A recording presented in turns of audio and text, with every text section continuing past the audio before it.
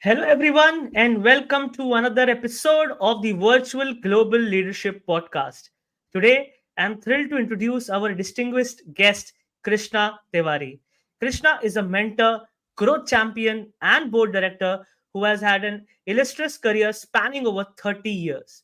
Krishna has always believed that great teamwork, coupled with differentiated and relevant ideas, can create magic for society at large.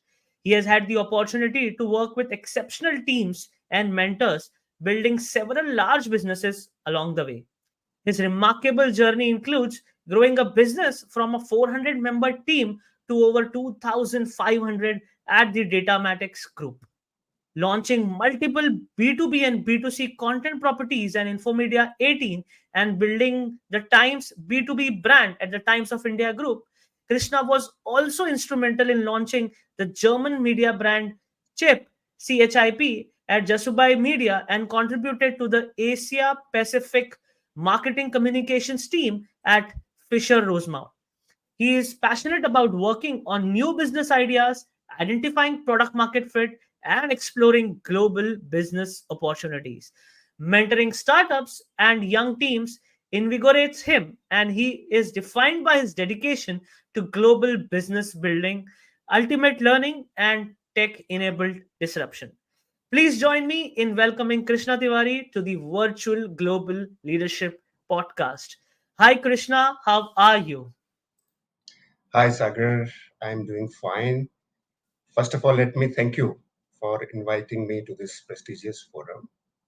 And also a big hello to people who have joined this podcast and also will see this podcast later on. Many of my many of them would be my ex-colleagues and friends as well. So thanks again for Wonderful. getting here.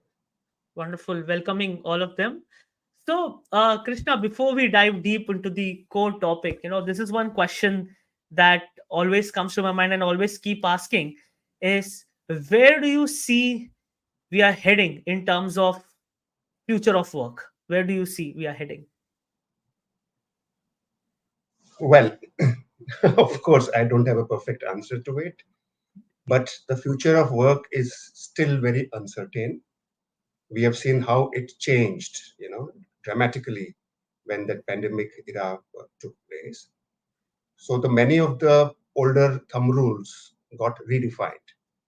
So, for example, many of the companies where I used to work earlier, they used to believe that you have to be there physically in office, right? And every day and as per your committed contracts. And they would never allow anyone to work from home. But I think COVID era kind of changed that.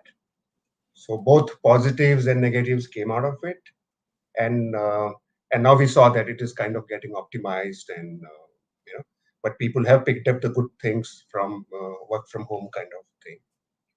Mhm. At the same time, technology is all over now. It's become kind of mainstream for all of us.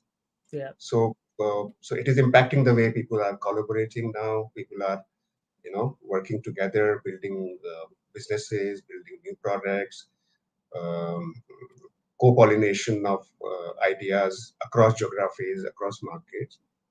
So the future of work is uncertain, how it will pan out, but it is exciting. It looks bright to me. Wonderful. Wonderful. Thank you for sharing that perspective. So, before we dive deep into the business building, I want to get your perspective on, you have seen a company grow from 400 to 2,500, and I'm sure with your contribution in the startup ecosystem, uh, I just wanted to, get a perspective on like what it takes to build a company from 5 to 50 or 50 to 100. I would love to know your perspective because a lot of startups, somewhere, uh, they're I've seen that they're not able to hold the team together. You're right. You're right. So I think you mentioned just the right word over there, the team. So it is the team which makes or breaks a business. And hence, selection of a team, whether it is a startup or whether it is an ongoing enterprise, is a very, very important area to focus on. And the companies have, of course, realized, with the kind of changes that is happening in the market.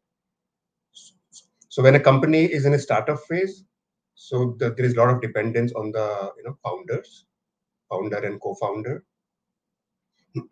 a good chemistry between both of them, in terms of having similar ideas, similar passion, supporting skill sets and expertise, which then needs to get translated to the team members. So when they're building their teams, the kind of people whom you bring on board will also kind of reflect and will be the founding block of your company as you start moving from 5 to 50 to 100 and beyond, kind of a thing. So having just the right type of people, right minded, right skilled, um right EQ.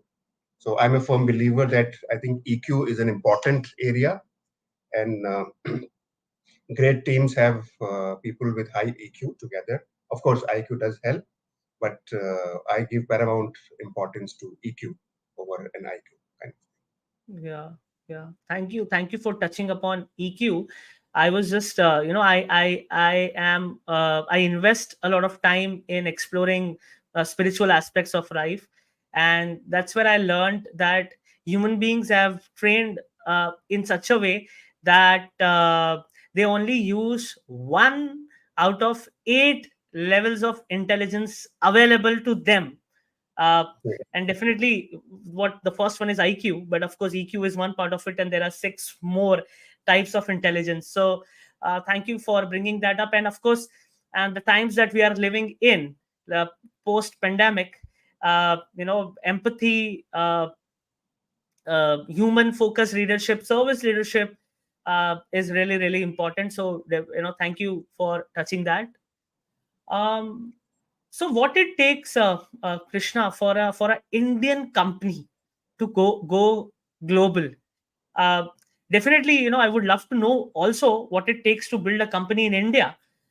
Feel free to choose to answer if you want to answer that first or second. I leave that up to you. Right, right. So fortunately, I have had experience on both the sides. So Indian company building business in India and expanding its offering, its customer base, and also an Indian multinational building business cross border across Americas, Europe, Asia Pacific, Middle East. So um, I had this experience in my career, and I think some of the fundamentals remain the same. Okay. Mm-hmm. So you need to have a product which is solving a problem Mm-hmm. for the customer, whether it is B2B or B2C. My experience in the international market is more on the B2B side, and Mm-hmm. that to tech-enabled services. So you need to have an offering which is solving a problem of the customer. So problem solution fit, and it's true for a startup, it's true for an enterprise as well. Then your product market fit is something which you have to test out. You have to collect the feedback from the market in terms of customers acceptance, improvement, outreach programs, etc. And then you have to go full hog in terms of launching the thing. Each market is different. Okay, so the way you will handle customers in Americas would be very different from the way people will interact with you, let's say in UK or in France or in Germany, that kind of thing. So there are cultural differences which translate in their business behaviors too. So you have to take cognizance of that particular area. You also need to have local people. So that means on your team has to be multicultural. So if you are doing business in Germany, you need to have a few German team members.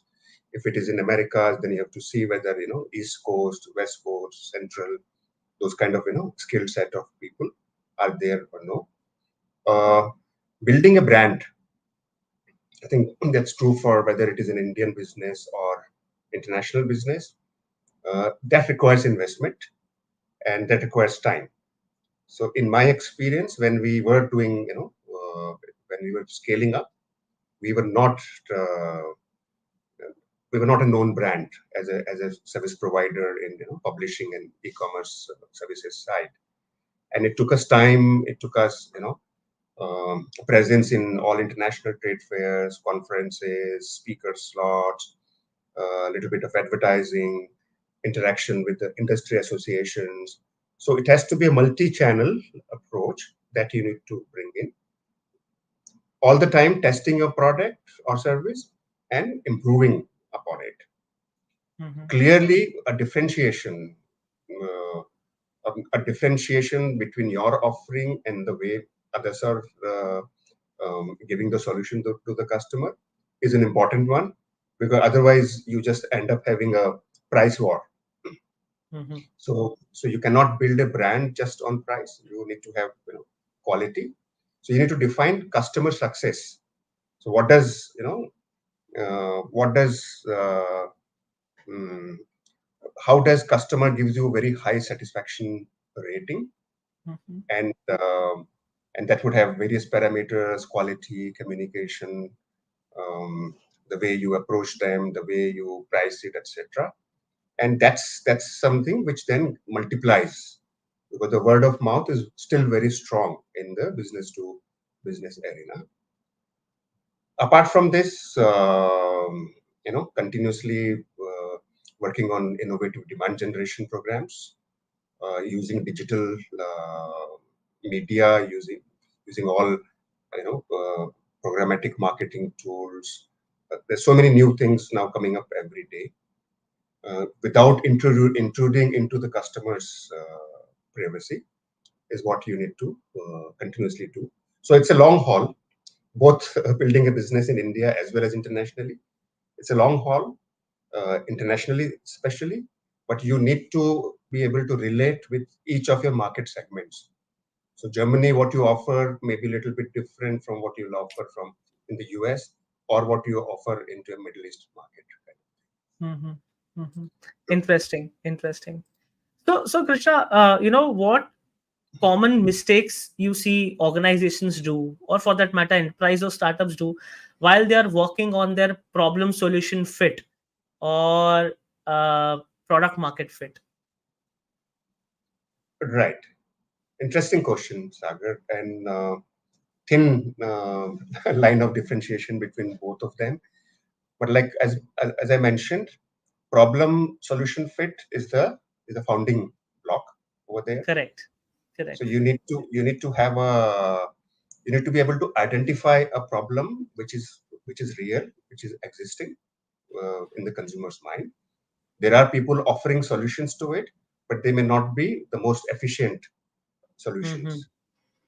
Mm-hmm. So when a company is starting a new product line offering, or there is a startup, it is very important to see whether that problem, the solution which you're offering to that problem, is something unique, something which will benefit the customer in a very different manner. That Yep. problem solution is of a size which would mean, which will be meaningful for you as a business as you move forward. So that's where the problem solution fit, and it needs to get validated by the customers, because I have seen Yep. many startups trying to raise funds without any proof of concept, or without any validation, and that's where that's a mistake which people do. So if you don't get your problem solution fit right, then there is no product market fit, according to me. But if Yep. you got your problem solution fit right, then it's time to graduate to the next level. Look at whether you create a minimum viable product. You uh, you figure out that there are repeat customers who are looking at this kind of a solution. There is a way by which it can be kind of a process oriented kind of a thing. So it cannot Yeah. be an ad hoc product market fit. It has to be checked across your market segments which you are trying to hit. It needs to get validated, and if it is not getting validated, then it's time to go back to the drawing board and make those changes. So I've seen many companies, and even maybe even I have also done mistakes while launching products and offerings. Uh, so one of the products which we offered, for example, a magazine in India market, which was on cricket, and we were a, we no, we were a special interest publishing house, and we thought you know, making making a magazine for the cricket enthusiasts, doing about 200,000 copies, would be of great interest to people and also to the advertisers. But at the end of it, and we launched it without doing too much of thing, because it was an international brand, and it's called Cricket Info, and it was available in the digital format. We tried to make it in a print format, and it bombed. And we realized that very soon, because we realized that cricket is a mass media game. It is not a print centric kind of a thing. So advertiser is looking at a larger base of consumers of that content, whom he can sell his or her product. And print always had its own thing. So that's a mistake from where we Yeah, yeah. kind of learned over there. Okay. Thank you. Thank you for sharing that. And what are some of the most significant tech-enabled disruptions that you have witnessed in your career? Right. So, so luckily we've been a generation which has seen, I don't know whether even you have seen a telex machine. Have you seen a telex machine by any chance? Can No. you quickly define what is a telex machine? Telex machine used to be like a typewriter, and Okay. you would transfer, like a telegram kind of a thing. So Ah, okay. when you're communicating between one organization to another organization, and something needs to be sent out in a hurry, then you send a telex out there, they receive it, and then they reply to you, kind of a thing. I So remember we have seen, pager. Pager. yeah, I think. Yeah. right. Okay. So pager, we have seen telex machines, we have seen telegrams, we have also seen fax machines, which are no longer, I think, in fashion anymore. But from there, we have also seen the way the digital, era has kind of come across all of us. So now we are also witnessing, the power of internet, power of mobile phones. We have seen AI. Now we are looking at Gen AI. So we are lucky to have seen all, we have seen this happening, it's like changing of gears in a car. And now it's kind of, there is no end to it. There are so many gears that you are continuously applying gears, and the car is moving fast forward, kind of a thing. Yeah. Yeah. So, so I think computing, the power of computing is something which we have seen how it has, shrunk the size of the. So now your mobile is a laptop or is a computer in your hand, Yeah. vis-a-vis the desktops or whether the mainframes which we have seen of IBM and other companies during our college days, kind of a thing. So ebooks, for example, is a major disruption which we saw when I moved to this particular area in 2009, and Mhm. that's where all media houses, all publishers were running after digitizing their content of past, and also creating new content into the digital format first, in terms of ebooks, audio books, video books, kind of a thing. So there was a one major specific disruption related to the media and publishing industry that one has seen. We've also seen the way now people are collaborating. So this video call, this podcast, everything is a disruption, which one would have not visualized earlier. And now, of course, on the e-commerce side, we have seen, how things have changed. Now, I remember when you would order something, then, first of all, you wouldn't even know when it's going to arrive. Then somebody will send you a message that it will arrive in 7 days, and then it won't arrive, and then there won't be any feedback mechanism, etc., etc. From there to now, we have quick commerce. So they guarantee 10 minutes delivery of your, grocery products or daily use products, kind of thing. These Yeah. are all, all very interesting disruptions because of technology and the way they have impacted the businesses. Absolutely. Thank you. Thank you, Krishna, for taking us to the memory lane. Also, just wanted to share that definitely it has caused disruption, but on the other side, it has caused distraction as well. What are some of your suggestions specifically for startups who are wanting to be there, engage with stakeholders, and leverage media, but then there is too many options available, uh, and the attention spans are limited, and they have to reach out to their target stakeholder. It could be potential investors, clients, or rather finding their team members. So where does it all, where how is that they can leverage it efficiently, effectively, leverage the power of media. Right. So this is a classic problem which has kind of remained forever.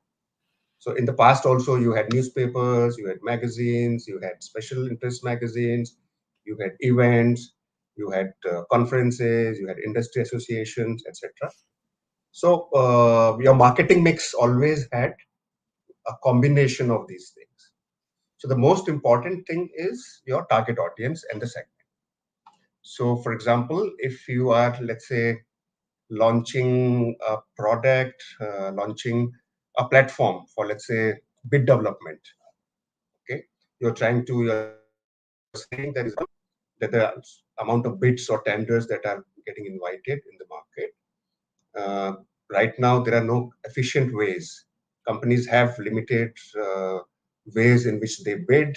They Mm, also that the information data is scattered, kind of a thing. So you are now providing a solution that would kind of consolidate the things.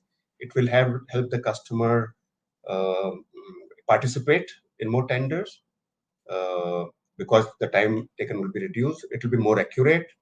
You will use mhm. technology to generate proposals, etc., kind of a thing, and hence that will have an impact on the top line of the customer.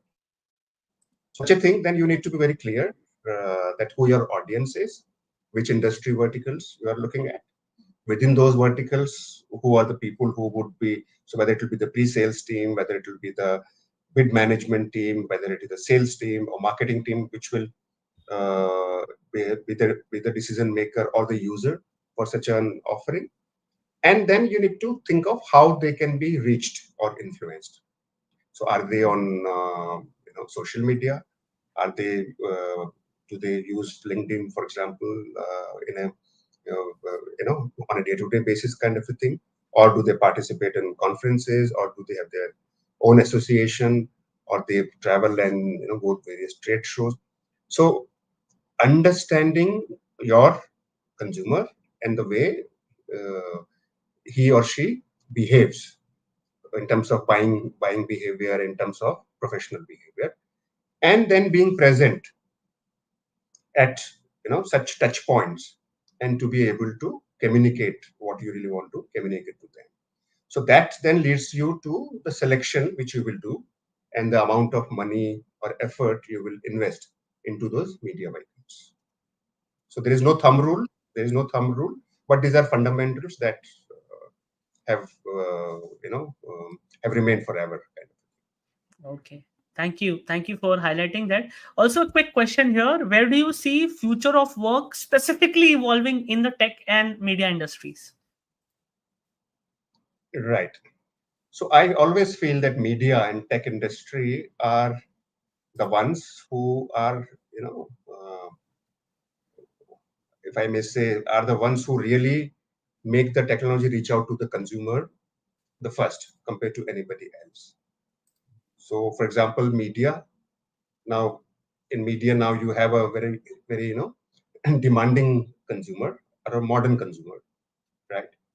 So the challenge now for the media houses is to be able to have a kind of a common denominator in terms of a in terms of size of people with similar interests, and at the same time to be able to use the data and analytics to offer personalized offerings to such people. Also, the media houses who have their own content, who have legacy content. So how to use that IP to repurpose the content, to reformat the content and monetize that content kind of a Mhm. thing. Mhm.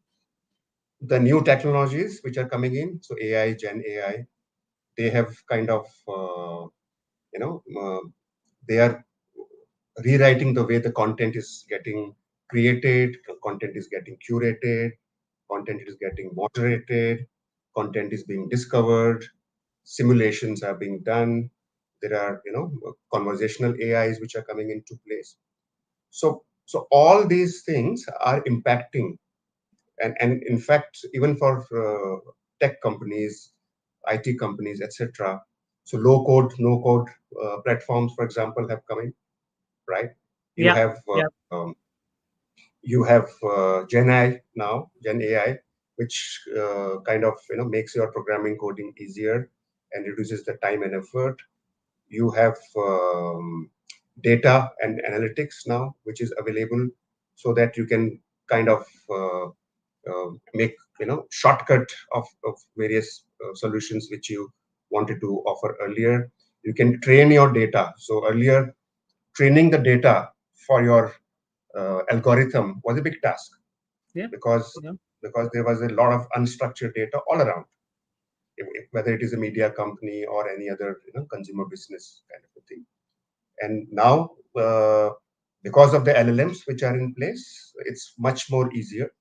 So Mhm. the entire cycle becomes short, right?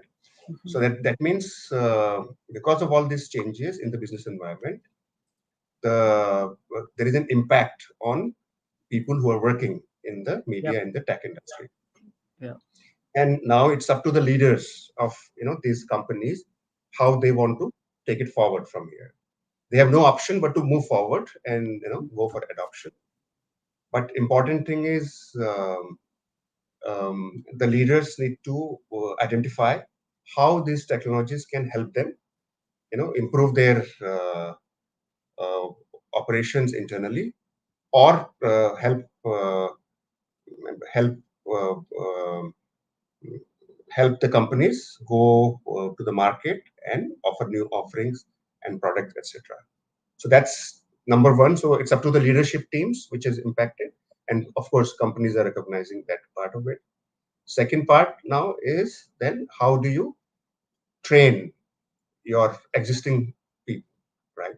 So Correct. upgrading their skill set is something which companies are now looking at investing in, because you have already people in place who understand your businesses, but maybe uh, less familiar with the way new businesses can be done. So investing in retraining your existing staff is something of an important initiative which I've seen a lot of companies taking. Third is the kind of people you will hire now as you move forward. So, for example, in media, now the stress is on everybody being digital savvy. So, earlier it may not have been the case. So, in media companies now, for example, earlier you would have a guy who will do print story, somebody who will do a web story, somebody who will do a TV story, and somebody who will do a blog kind of a thing. Mm. But now the skill set which is coming in is like an integrated newsrooms. Mm. So each one of them has to have all the skills, Mm. and then they are able to contribute to all the channels, or all the properties which the media houses have. So that's a change, and that Yeah. means the people have to be reskilling themselves. And Correct. so these are all common things applicable across media and tech industry. Interesting. Interesting. Thank you for sharing that. And slightly off topic, but very relevant to the scale of work that you do. What impact has remote work had on global business operations, and how do you see it evolving? Right. Yeah. So, like I mentioned to you, I have global work experience, having worked with customers and teammates across Americas, Europe, UK, Middle East, etc. So, remote work was always there. Hmm. Okay. And in fact, outsourcing was a kind of a remote work. Yeah. and started about 30, 40 years ago, especially in the publishing media industries, when publishers in all the leading countries realized that there are so many things which can be done at lower cost and more efficiently offshore kind of a thing. So an American company outsourcing to India, and then German company outsourcing to India, etc. So they are able to get time advantage because there are time gaps between all these geographies. Also get more efficient or more technically skilled people. There is a cost arbitrage which gets involved, kind of a thing, and also more tax savvy people, kind of thing. So this has been happening for last 40, 50 years now. And so Chennai, Pondicherry, Nasik, Mumbai, Hyderabad, Coimbatore. So they were all, there are people, teams who were already working remotely. So they were extended arms of the teams sitting out of US or Europe and other countries, kind of thing.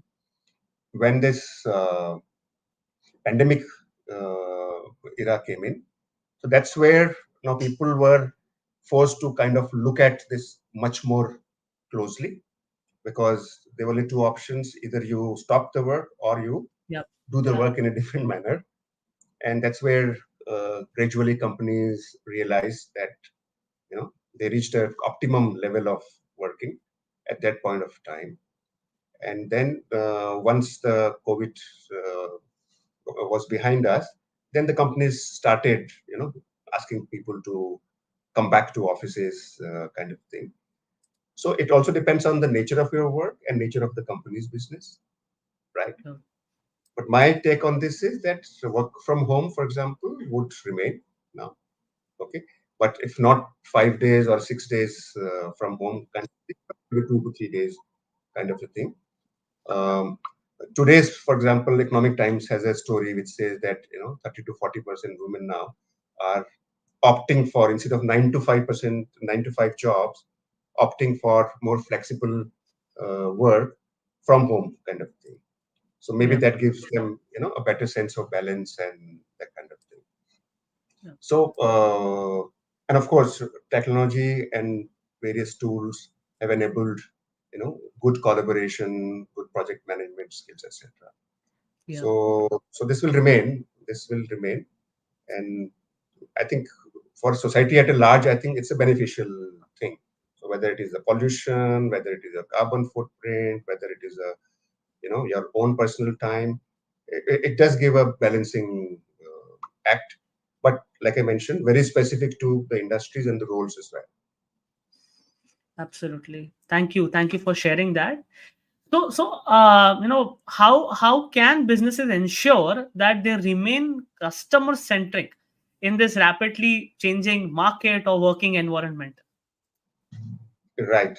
So I think businesses are now in the best position to bring in, to take the customer centricity a notch higher now. Okay. In the earlier times, when the digital business was less, or digital medium was less frequently used out there were no ways of uh, getting a feedback so quickly about your consumer behavior, consumer insight, consumer sentiments, those kind of things. So, for example, a newspaper would print, hundreds and thousands of copies, and it will go to the people whose database they wouldn't even have, they wouldn't even know who's buying it, kind of thing. And there was no feedback, or there would be some limited feedback letter to the editor, and that kind of thing. Then things changed, emails came in, kind of thing. But now you have a newspaper in the digital format itself. So instantaneously, you can get a feedback about a story, about a writer, about an author, and you can then change your or enhance or modify your product or offering the next day itself. So customer centricity is a mindset. Okay, so that has to be as a part of the fabric of the company. So I have always believed that as much close as you are to your customer, better you would be placed in terms of business.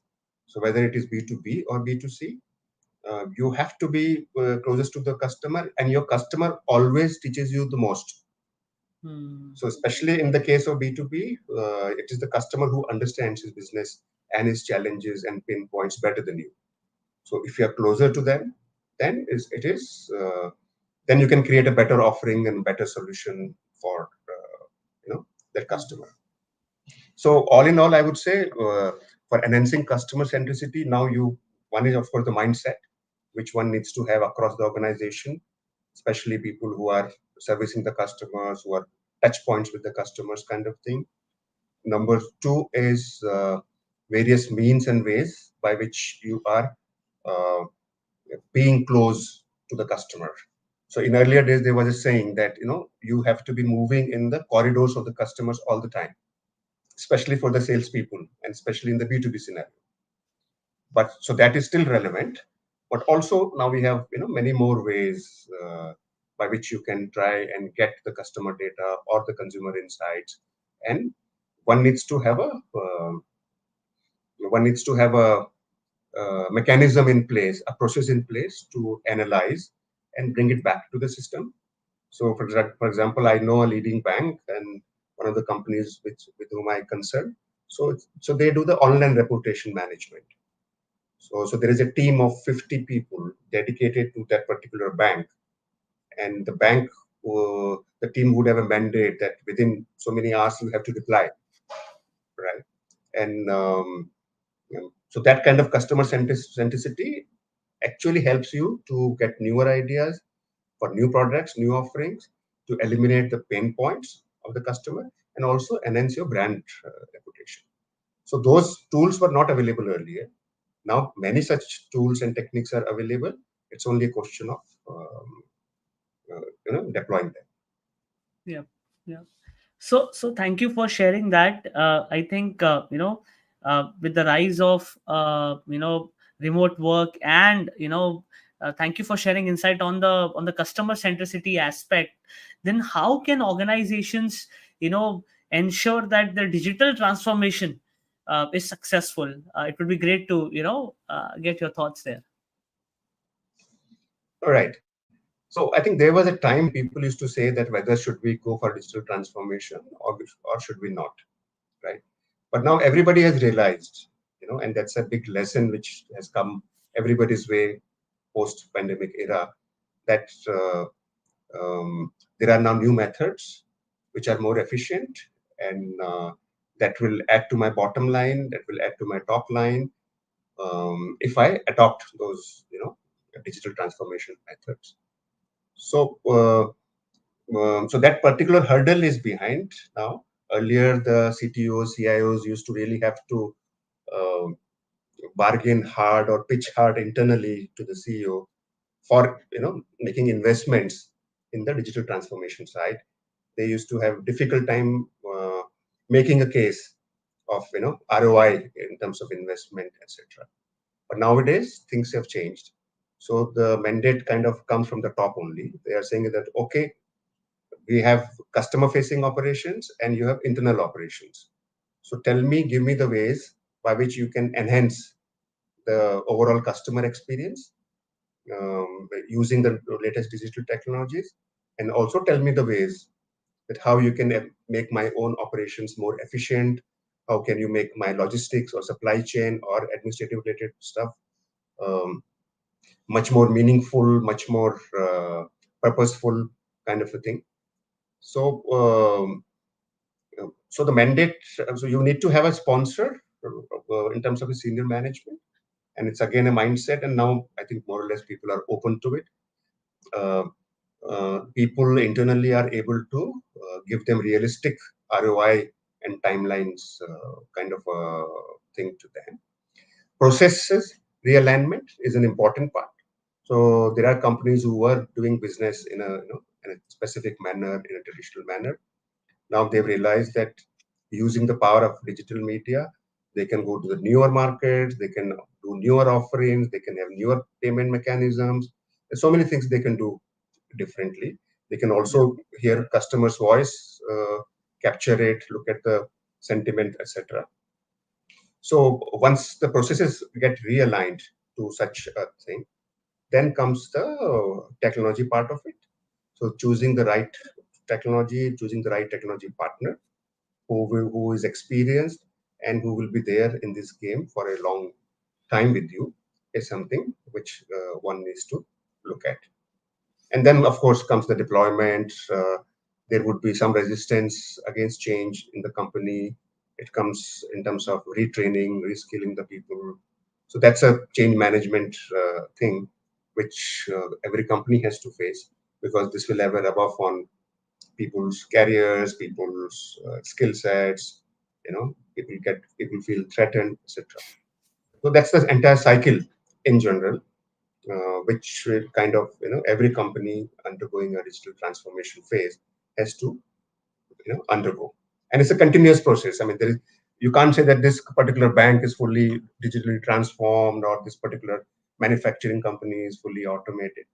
So, but I think the journey has begun now, has picked up pace in this particular direction. Thank you for sharing that, Krishna. Also, just wanted to know from you, what were some of the key, let's say, critical success factors, I would say, while you were part of a team that was going from 400 to 2500. Also, I would love to know more on, how do then we foster the element of collaboration and innovation at the same time in that scale. Right.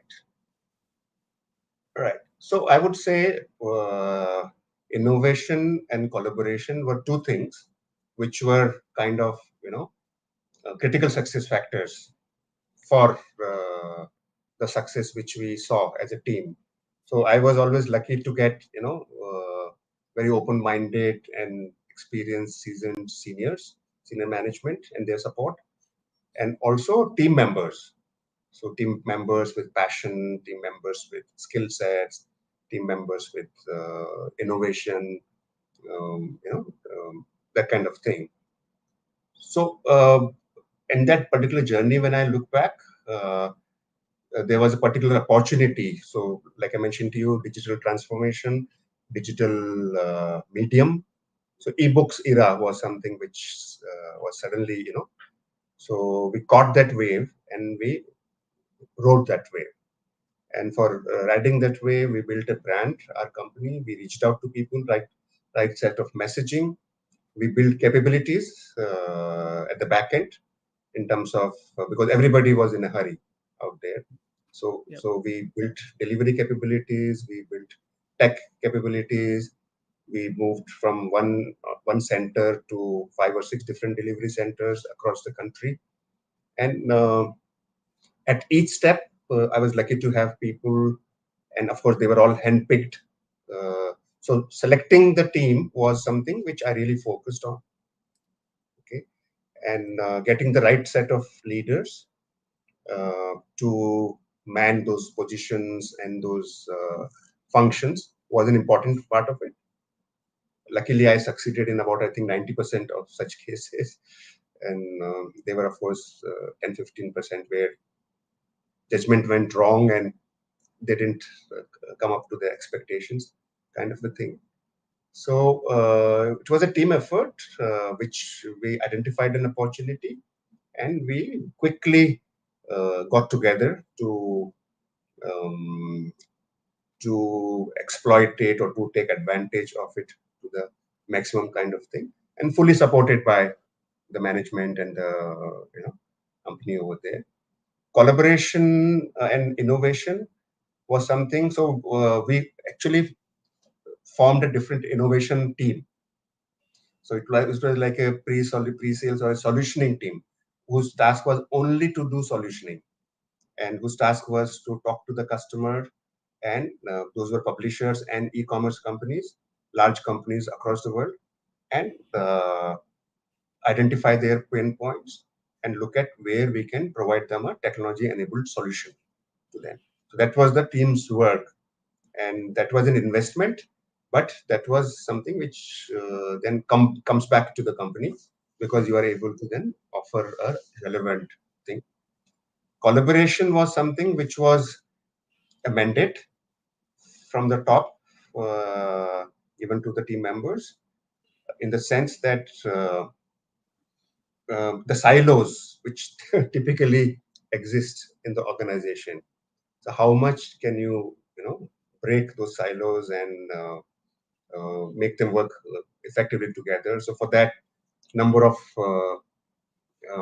training programs, number of group exercises, number of meetings, reviews, town halls, communication, all that kind of thing. So that was a time where I used to invest a lot of my time in getting functions across, getting personalities across, getting geographies across. Thing. So yeah, so that's where the leadership has to actually invest time and effort. Thank you for giving those insights. I know and I believe that all the leaders listening to this podcast, especially enterprise owners and startup founders, it is very important to, of course, to carry on the work that the fit, to continuously build on the product market fit and solve for the customers. But on the back end, using the EQ and using people management and leadership management, let's say experiences or skills, is so crucial to drive. And I'm sharing this, Krishna, because I'm sure you would have seen this, especially in enterprises and startups. You see a lot of co-founders, after a point in time, they do not want to see each other, they don't want to work. Apart from the leadership that happens, of course, the Xylo aspect that you mentioned, and which is causing a lot of trouble in their startup journey or enterprise journey. Because fundamentally, after timing, team is the reason why companies succeed. And Correct. thank you for bringing that up. And I just wanted to share here, is that the time has also come for all the leaders to definitely uh, work on the intelligent processes and systems. But I think the time has definitely come to focus on inner transformation as well. So I just wanted to share that, was something that came to me when you were exploring your exploring and sharing your experiences. So that's something that I would love for all the listeners to focus on as well. uh, Krishna, I just wanted to understand, what advice would you give to startups and young teams, specifically young teams, looking forward to innovate in today's market? Right, right. Yeah, so I work with a lot of startups and incubation centers, thanks to them. Yep. And so I've seen people of different age groups. So, right, people who are still studying in the college, but they have a business idea and they want to, um, make it into a full-time business kind of a thing. I've also seen people who are experienced, who are doctors, who are other things, but they have an idea, related to maybe their field, and they also want to become, startup companies, etc. So I think there are different segments of startups, but maybe some common underlying themes, because people who have already worked for a number of years, they have an idea of how the business reality is. But people who are coming out of fresh from colleges or still studying, they have a very different notion of the world. So so the advices are, I think, different, but some of the basics would be common only. That you need to have, like I mentioned, and we spoke about it, problem solution fit. Okay, you have to see how big that particular problem is, and if you do the solution, whether this will be an attractive enough a market for potential investors to come into the thing. Your team is the most important thing. So are you complementing each other? So most of the companies want co-founders to be there, and it's not a single founder that people want to trust with their money. So they need to have co-founders in place. Technology should be in-house. So that's something which they need to be very clear, especially if it is a tech-enabled kind of a solution. For funding, for fundraising, etc., I think one needs to have a plan in place, and one also needs to have personal finances in place. Which, of course, they should not mix it, but they must have a 2 year, 3 year, kind of a deep pockets available to them. There was a study from Economic Times very recently, and they looked at all 1.2 lakh startups we have in the country, and so they said very clearly that 90% of the startups will fail. Okay, 80% of them in first 5 years itself. The Hmm. biggest reason which they have found out through their survey is the bad or a wrong product market fit. Okay, so Mhm. Yeah. 35% of the thing they fall because that the product market fit was not the right one, and then they Mhm. went on raising funds and they went on putting efforts, but then they, at the end of it, they were not successful. Second was marketing and sales strategies. So you are you have a business idea, you are a great techie, you want to do something, but if you don't put in the right marketing and sales efforts, then your results are moving away in terms of time and year and quantum kind of thing. Yeah. Third was, of course, fundraising, etc., was an issue with them. Not having mentors was one of the big reasons which they have mentioned, that especially for the young ones, look at mentors who can actively participate and help you readjust, realign your priorities and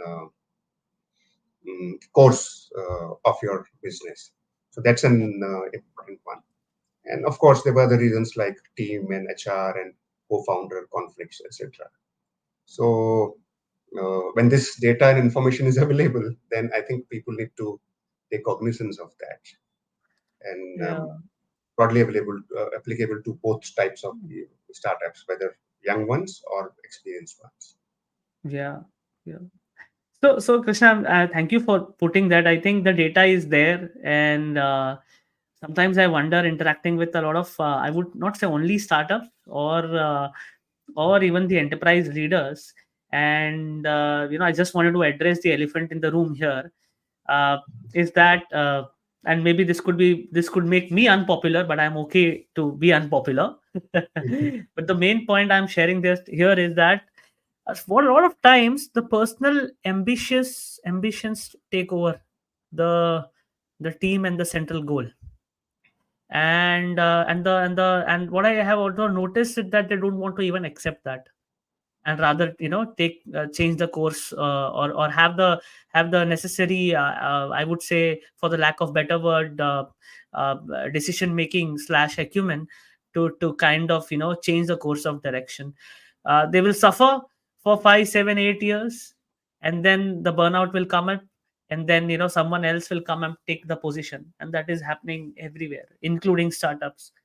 So Right. that's that is something that I thought. And definitely, Krishna, I would love to know your thoughts on this thought, and some suggestions or advice you have for leaders. No, I think a very relevant and practical point which you have shared here. And I think by definition, a business is an ongoing concern.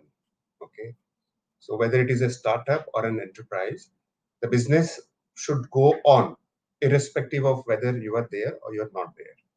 So Hmm. one needs to create a culture of being independent from you or from a personality, right? So like definition is ongoing concern, and it's a very old definition.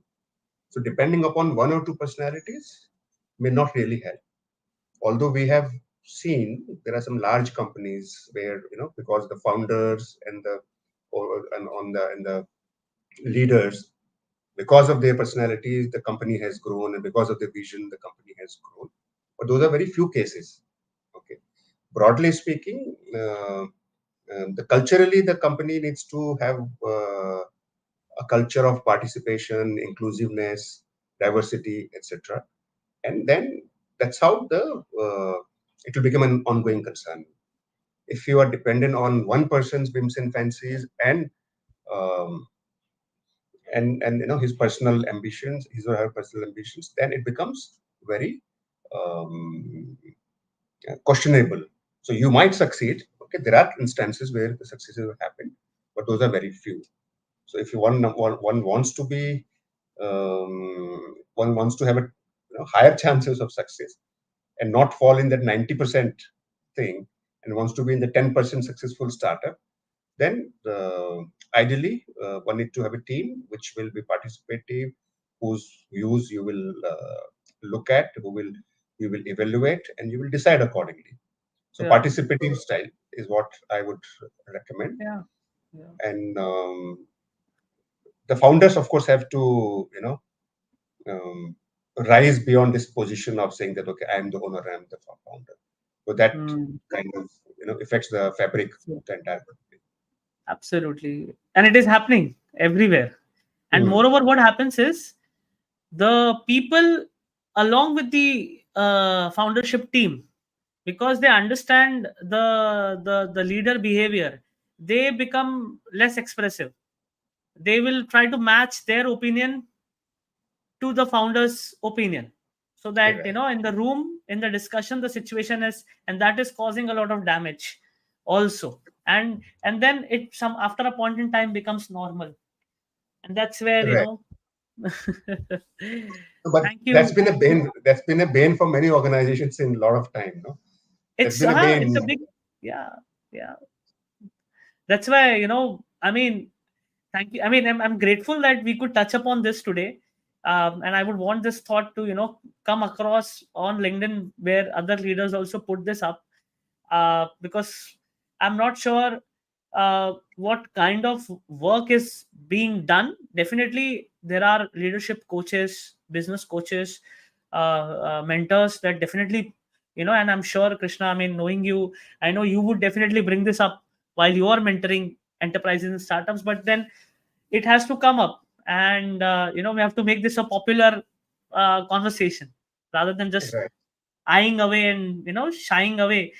Uh, so Right. anyway, thank you, Krishna, once again for accepting my invitation and joining on this virtual global leadership dialogues and sharing your wisdom and insights on your areas of expertise, and of course, your inputs and understanding on the future of work.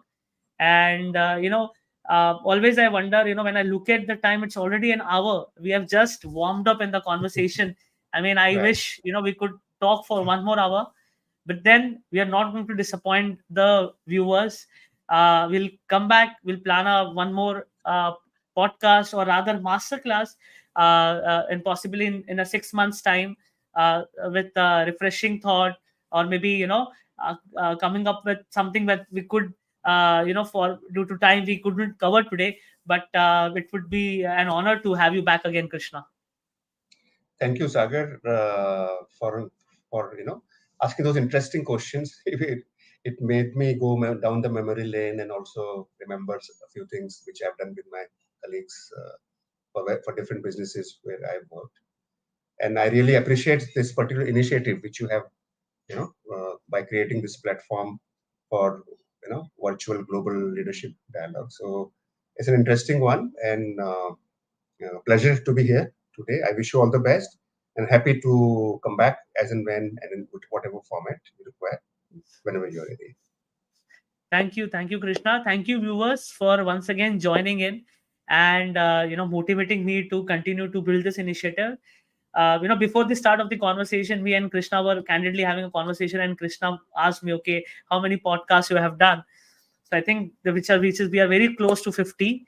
And next month we will be celebrating 1 year of this initiative, and I promise I'm going to continue to bring wonderful leaders, on this platform in this year, and continue to build this journey and share the experiences and learn the experiences. And thank you once again. All right, and bye, viewers too.